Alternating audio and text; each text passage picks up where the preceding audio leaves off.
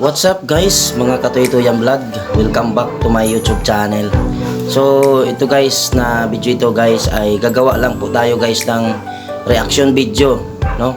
Meron tayong panonoodin guys na video na nag-viral ito guys ngayong araw at sa mga nagdaang araw at hanggang ngayon guys viral na viral itong video na ito guys, no? So bago tayo magpatuloy guys sa ating panonooding video, so mag-subscribe muna guys kayo sa aking channel, no? I-click nyo lang yung subscribe button at saka yung notification bell para updated kayo sa aking mga video guys na ginagawa, no? So itong panonoodin natin guys, itong video, ito yung nangyari guys, last day guys, yung nangyari guys sa Antipolo Road Rage. So ito guys ang nangyari, panoorin natin yung video. Oh, yeah. May baril, dog. So ano, kung napansin natin, nagtalo-talo na, no? Papang-abot na, masakitan. Ayan.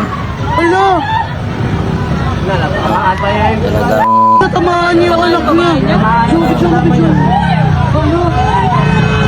ayan guys. Hindi na Ayan, natamaan ni si kuya. tingin sa isa't isa. Tumawag sa akin ng pulis. May nadamay dyan guys. Oh, Nasugatan alo. dyan. Kunin mo yung yung plate number. Alo. Harangan nyo. Harangan nyo. So ayan guys, no? So kung mapapansin natin guys, yung itong video nating napanood guys, ano ang moral lessons dito guys nating matututunan, no? Dito guys kasi sa kung aking napansin, no, isa dito guys talaga yung napansin ko yung pag sa oras na nandun tayo sa mga biyahe, no? Ako guys, sa to lang, nagmumotor ako, no? Araw-araw naghahatid kasi ako ng pasahero.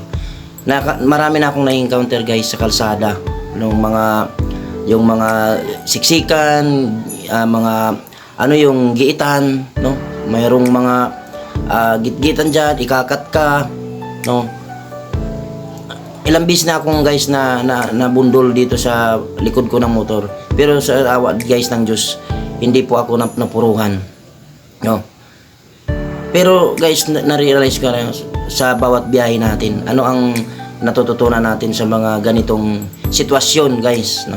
Unang-una guys talaga, pag hindi tayo guys nakapagpigil, kasalanan man natin o hindi natin kasalanan guys, no? Isa lang yung naano ko guys talaga, yung pagkakalma. Kasi kunting pagkakamali lang sa mga desisyon natin, kunting pagkakamali lang guys sa mga ating gagawin, pwede magmitya guys yan ng buhay, no? At pagkasira ng pamilya, pagkasira ng kinabukasan, no? Isang sikreto guys ko dito sa pagbibiyahe natutunan ko, yung talagang pag-iiwas. Pag alam mo na ikaw ang halimbawa, ikaw yung agrabyado, ikaw ang minsan kasi tayo ang napapasama kahit tayo ang tama, no? So depende yan guys sa sitwasyon. Pero pag alam mong mayroon pang pagkakataon makaiwas, iwas na po tayo guys sa pakikipagtalo sa kalsada.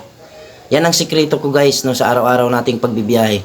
Lahat ng mga motorista, lahat ng mga gagawin pa natin guys araw-araw sa mga nagbibiyahe, naghanap buhay sa kalsada, iba-ibang tawang may encounter natin dyan guys, no?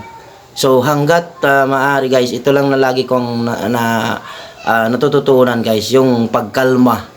Isipin mo guys na once na nagkamali ka ng pagsasalita, nagkamali ka ng galaw sa pakikipagtalo mo dahil ikaw ay nagitgit, nasagi ka o ikaw ang nakasagi, no? Hayaan mo lang guys na wag kang magtaas agad ng boses. Yan ang sikreto dyan, wag kang magtaas agad ng boses. Hayaan mo silang magtaas agad ng boses. Kalma lang, no? Isa sa mga sikreto dyan guys sa kalsada, kalma, no? Kalma, mag-isip kung ano ang magandang gawin, sitwasyon, no? At tigit sa lahat guys, kaya yung galit, isa yan guys nagpapa rupok sa ating sa pagkatao natin, guys. Kung madali tayong magalit, kung madali tayong maano sa buhay, no. Ako hindi ako guys sa mga pero ito lang ang natututunan ko. Mayroon nga akong nabasa, guys, sa Biblia. Sabi nga sa Ecclesiastes 7:9 or Mangangaral 7:9, no? Iwasan mong magalit dahil mangmang lang ang nagtatanim ng galit. Kita nyo, guys? No, nabasa ko 'yun. Kaya itong aking natututunan, guys, no? Kunting pagkakamali lang, guys. Kunting maling desisyon, maling sa ating buhay, yung napikon ka, nagalit ka, nakapagsalita ka.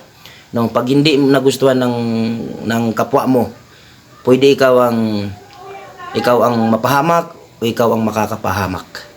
So guys, sana mayroon kayong natutunan tong video na to sa ating reaksyon sa nangyari, guys, sa road rage sa Antipolo, na mayroong mga nabaril, guys, na nasaktan, at ngayon, guys, nahuli yung suspect. So sana mayroon tayong natutunan araw-araw nating. So see you next video, guys. Thank you for watching.